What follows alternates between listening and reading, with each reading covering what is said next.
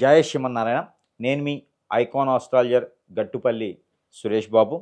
So మనకి ఈ 2025 సంవత్సరంలో మనకి మే మాసం, ఈ మే మాసంలో ద్వాదశ రాశుల వారికి ఎలా ఉంటుంది, ఈ మే మాసం మొత్తం కూడా ద్వాదశ రాశుల వారికి వారి యొక్క స్థితిగతులు ఏంటి, ఏ నక్షత్రంలో పుట్టి ఉన్నారు, వారి గోచారం ఏంటి, అలానే ఏ గోచార ప్రకారంగా ఏ స్థానంలో ఏ గ్రహం ఉంది, దానివల్ల వీరికి జరిగేటువంటి క్రయ ప్రక్రియలు చెడా మంచి జరుగుతుందా, ఈ మే మాసంలో చూసినట్టయితే కనుక ఈ ద్వాదశ రాశుల్లో ఒకటి మిథున రాశి. ఈ మిథున రాశి వారికి ఈ మే మాసం 2025 సంవత్సరం ఎలా ఉండబోతుందనే దాని గురించి మనం చూసినట్టయితే కనుక 2020 సంవత్సరం మే మాసంలో 10వ స్థానంలో వచ్చేసి రవి బుధులు, 9వ స్థానంలో వచ్చేసి రాహువు శుక్రుడు, అలానే శని భగవానుడు ఉండడం జరుగుతూ ఉంది. ఈ గ్రహరీత్యా చూసినట్టయితే కనుక ఈ 9వ స్థానంలో ఉండడం, అలానే 10వ స్థానంలో ఉండడం చూసినట్టయితే కనుక వీరికి ఆర్థికమైనటువంటి ఇబ్బందులు కొంతమేర మెరుగుపడతాయి అని చెప్పొచ్చు. నరదిష్టి నరఘోష కొంతమేర తగ్గిపోయేసి ఎవరి పనులు వాళ్ళు బిజీగా ఉంటారు అని చెప్పొచ్చు. అలానే పాల ఉత్పత్తులు లాంటి వ్యాపారాలు కలిసి వస్తాయి. పాల ఉత్పత్తి లాంటి వ్యాపారాలు చేసేదానికి క్రయ ప్రక్రియలు మొదలుపెట్టుకోవచ్చు. కాకపోతే ఈ యొక్క మే మాసం 12వ తారీఖు తర్వాత కొత్తగా వ్యాపారాలు మొదలుపెట్టుకోవాలనుకుంటే కనుక మొదలుపెట్టుకోవచ్చు.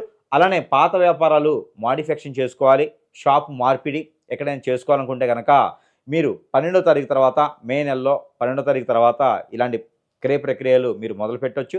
కొత్తగా ఏదైనా వ్యాపారం మొదలుపెట్టాలనుకుంటే కూడా 12వ తారీఖు తర్వాత మీరు మొదలుపెట్టవచ్చు. అలానే కిరాణా షాప్స్, పూజా సామాగ్రి, ఫ్యాన్సీ స్టోర్లు, బట్టల షాపులు లాంటి వ్యాపారాలు మిథున రాశి వారికి చాలా అనుకూలతగా కనిపిస్తూ ఉన్నాయి.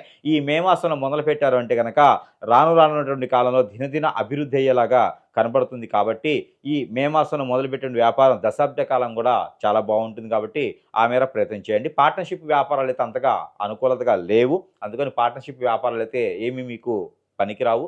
కాబట్టి సొంతగా మొదలుపెట్టుకున్నటువంటి వ్యాపారం ఏదైతే ఉందో అది ఖచ్చితంగా మీకు రాణిస్తారు. అలానే విదేశీయానానికి కానీ రాజకీయ రంగంలో కానీ ఎవరైనా కొత్తగా వెళ్ళాలనుకుంటే కనుక 15వ తారీఖు మే నెల తర్వాత మీరు వెళ్ళండి. ఆ రంగాల్లో మీరు ఖచ్చితంగా అతి కొద్ది కాలంలోనే, అతి కొద్ది సమయంలోనే మీరు సాధించేదానికి ఆస్కారం కనబడతా ఉంది.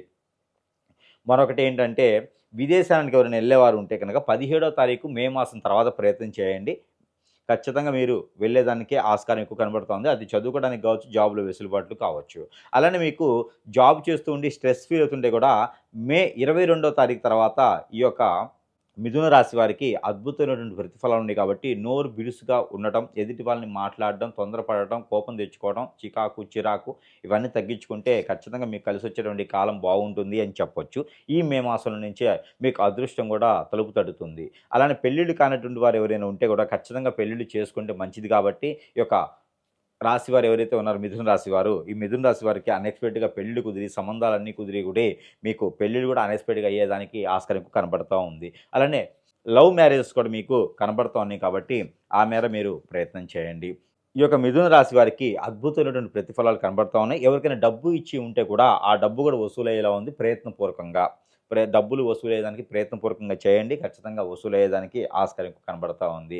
అలానే మీ మిథున రాశి వారికి అద్భుతమైన ప్రతిఫలాలు, అద్భుతమైనటువంటి ఈ మాసం మొత్తం కూడా గ్రహాల అనుకూలతగా ఉండాలనుకుంటే గనక గ్రహాలకి తీసినటువంటి నెంబర్ ఏదైతే ఉందో మీకు పాజిటివ్ అవ్వడానికి ఈ గ్రహాలు నెంబర్ ఏదైతే ఉందో ఆ నెంబర్ ప్రతిరోజు కూడా పారాయణ రూపంగా జపం చేయండి.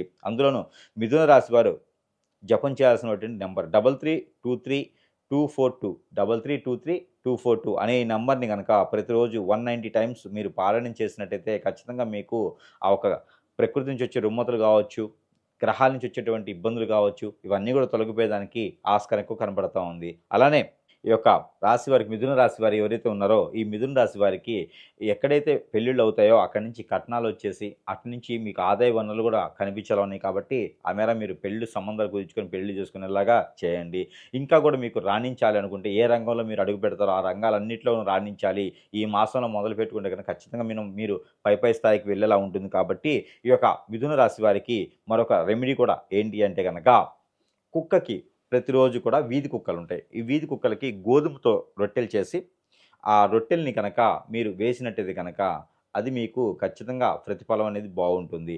అలానే కుక్కలకి గోధుమ రొట్టెల మీద కో మనకి ఇది మనకి ఉల్లిపాయ దొరుకుతుంది. ఈ ఉల్లిపాయ రసం తీసేసి ఖచ్చితంగా ఆ రొట్టె మీద మీ కోరికలు, మీకున్నటువంటి దోషాలు అన్నీ కూడా రాసేసి కుక్కలకు పెట్టడం ద్వారా అక్కడ ఉన్నటువంటి ఇబ్బందులు, రుమ్మతులు అన్నీ కూడా తొలగిపోయేలా ఉన్నాయి కాబట్టి ఆ మేర ప్రయత్నం చేయండి. మరొక రెమెడీ ఏంటంటే నువ్వులు, నల్ల నువ్వులు ఒక 50 గ్రాములు, తెల్ల ఆవాలు ఒక 50 గ్రాములు, ఇంగు ఒక 20 గ్రాములు, అలానే కుంకుమ పువ్వు ఒక 2 గ్రాములు, పటిక మనం ఇంటికి కట్టుకునే పటిక ఒక 50 గ్రాములు ఇవన్నీ కూడా తీసుకొని మీకు మీరే క్లాక్ వైస్‌గా క్లాక్ అంటే ఇలా మీకు మీరే క్లాక్ వైస్‌గా దిష్టి తీసుకొని అవన్నీ కూడా దూరంగా వేయటం, లేకపోతే నీటిలో పడేయటం, చెట్లుగా ఉన్న పొదల్లో గాని, నీటిలో గాని పడేయటం ద్వారా మీకున్నటువంటి ఇబ్బందులు, ఆర్థిక స్థితిగతులు, భార్యాభర్తల మధ్య ఎడబాటు, అలానే విదేశీయానానికి ప్రయత్నము ఇవన్నీ కూడా మీకు తిరిగిపోయేలా ఉంటుంది కాబట్టి, ఇలా చిన్న చిన్న పరిహారాలతోనే అదృష్టవంతులయ్యేదానికి ఉంటుంది. అలానే ఇంకొక రెమెడీ కూడా ఏందంటే బెల్లం ఏదైతే ఉందో, ఈ బెల్లం ఒక అరకిలో సుమారుగా ఒకటే గెడ్డొచ్చేలా తీసుకొని, దాని మీద మీ శత్రువులు గాని, మీకు ఇబ్బంది పెట్టేవాళ్ళు గాని మీకు డబ్బు ఇచ్చి